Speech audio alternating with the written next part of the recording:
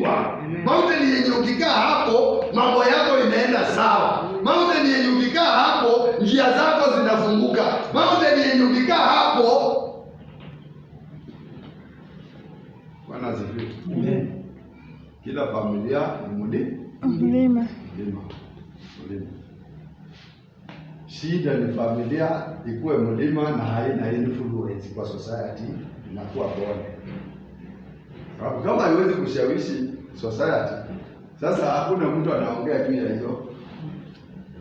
Sijui kama unaelewa, kuna watu wengine ukienda kuuliza wanakuambia kama huyo mtu hajatumjui. Alikwambia anakaa wapi? Anakuambia anakaa hapa Kata. Ati anaitwa nani? Anaitwa baba nani? Huyo hakuna. Ndio sasa yeye si mlima.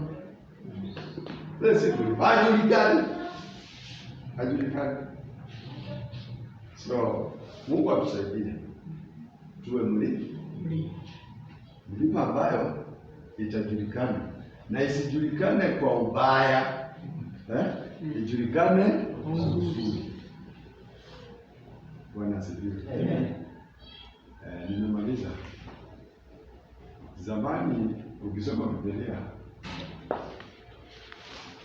mahali kwenye kanisa temple ilijengwa, temple ya Yerusalemu, hekalu mahali ilijengwa kwa mlima, na Mungu ndiye alisema ijengwe hapo kwa mlima. Na hakuanza akisema hekalu ijengwe hapo. Alianza akiambia Abrahamu atoe sadaka hapo.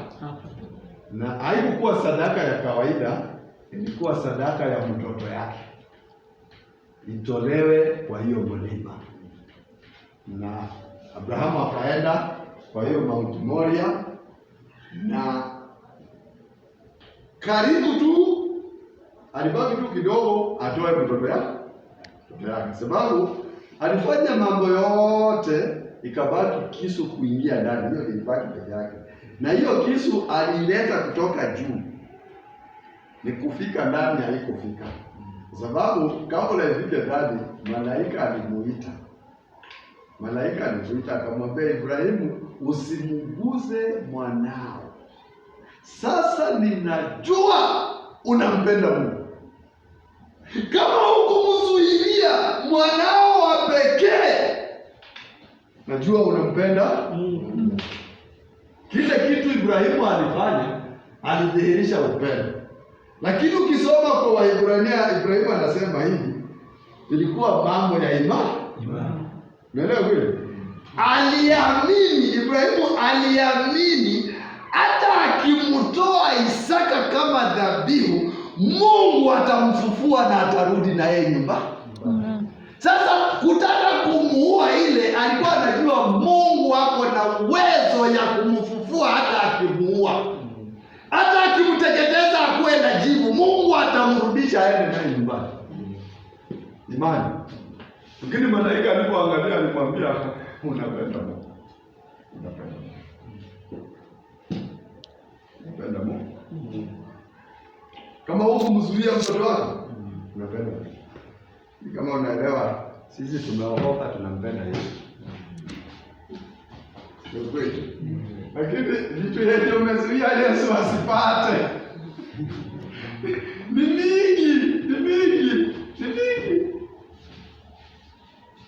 Lakini Ibrahimu anajulikana kupenda Mungu kwa sababu hakuna kitu alizuia, mpaka mtoto wake. In fact, ukisoma Biblia vizuri, hiyo inapatikana Genesis 22. Ukisoma Biblia, wakati Ibrahimu alienda kumtoa mtoto yake, Mungu alikuwa kwa mlima. Kabla watoke kwa mlima, Mungu aliongea naye. Mungu alimwambia, sasa Ibrahimu, angalia, ukiwa hapa kwa mlima juu, uangalie north, uangalie west, uangalie south, uangalie east. Mahali macho yako itafika, hiyo ni nchi nimekupea. Alafu kutoka hapo, Mungu hakurudi kuwa na shughuli na Ibrahimu. Walimalizania hapo. Unaelewa kweli? Ukisoma huko mbele hakuna, tunakuja tu kupata Ibrahimu huku kwa New Testament.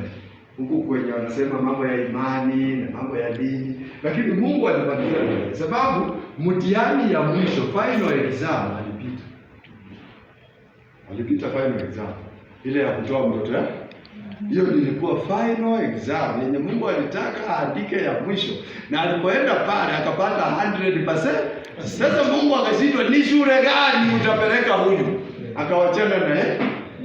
Akawachana naye, akaanza kudili na Isaka mtoto yake.